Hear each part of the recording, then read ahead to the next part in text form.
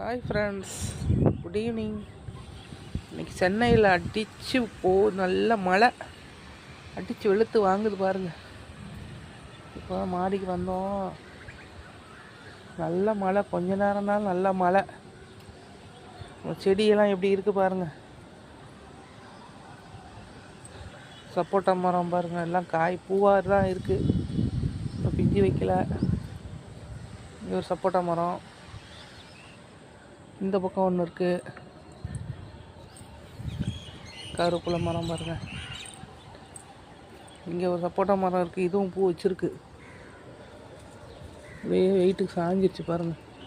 பூ தெரியுதுங்களா? இதுலேயும் பூ வச்சுருக்கு. இது உள்ள காய் வந்தால் கூட தெரியாது, இதே சாஞ்சிருக்கு. ஸ்வீட் லெமன் பழுத்திருக்கான்னு பார்ப்போம். வாரத்துக்கு ஒரு 2 பழம் தான் பழுப்பாருங்க. இவங்க பழுத்தாங்கன்னு அப்படியே சாப்பிட்லாம். பூ தான் நிறைய வச்சுருக்கு.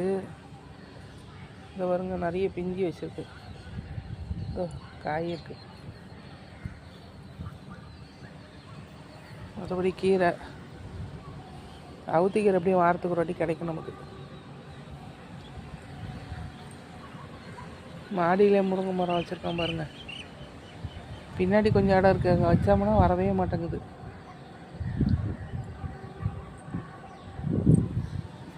முட்டாக இருக்குது, இன்னும் பூ நாளைக்கு மலரும். எல்லாம் முட்டு வச்சுருக்காங்க.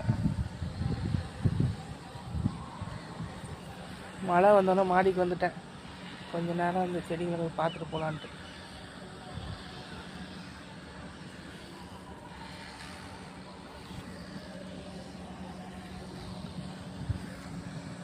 அத்தியில் ஒரு 2 பழுத்துச்சு இடையில ஒன்று, அதுக்கப்புறம் இன்னும் பழுக்கலை. தொட்டு தொட்டு பார்த்துக்க வேண்டியதான், எப்போயா பழுத்தா சாப்பிட வேண்டியது.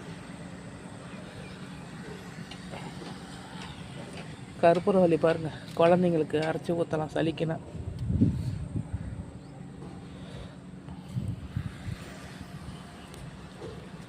மழைனா என்ன பண்ணுறோமோ இல்லையா, நம்ம செடி எப்படி இருக்கோ தெரியல, காற்றடிக்குது அப்படி சொல்லிட்டு வந்து பார்த்துறேன். இப்போ கொஞ்சம் மழை குறைஞ்சிச்சு, தூரம் தான் பெய்யுது.